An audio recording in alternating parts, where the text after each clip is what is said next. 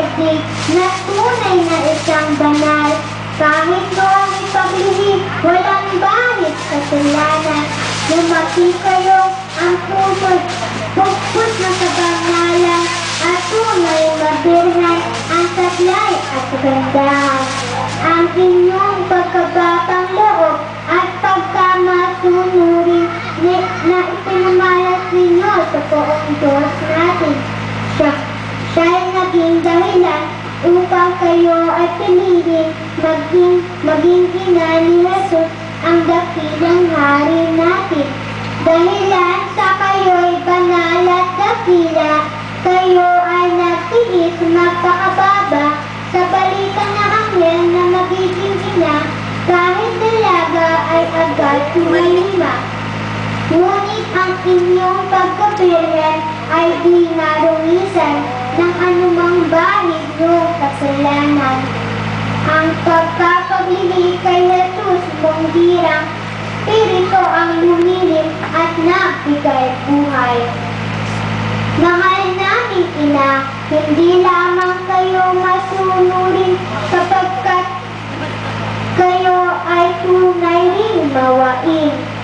Walang sino mang dumulog na tulog pinansin, lalo-lalo na ang mga mahihirap, ulubit sa kitin.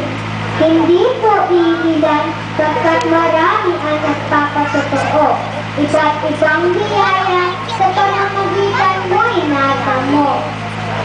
May gumaling sa karamdaman, may nakalakad na lumpo, may guminhawa ang buhay at umunlad sa negosyo. Sa sandaling bagyo ang masama ang panahon. Kayo rin aming ina ang hinihingan ng tulong. Sa anak mong minamahal, kami napapaampon. Nailigtas sa panganib, kami lahat nilang nakakampon. Ikinomputerize ko na nga. Sapagkat mahal ka ng Diyos amang makapangyarihan at ng poong Jesus bustong niyang anak mo rin tunay.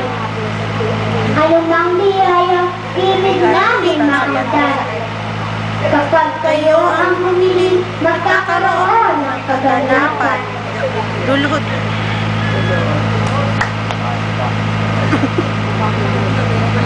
Kaya na ang kanya lagi. Yan, lipstick. Aha. Bungi. Ang labing sa ulo, birhen namin nawaki. Ako ay nakalungkot, naghahain nitong dating. Kami ay patulungan at Kalingain.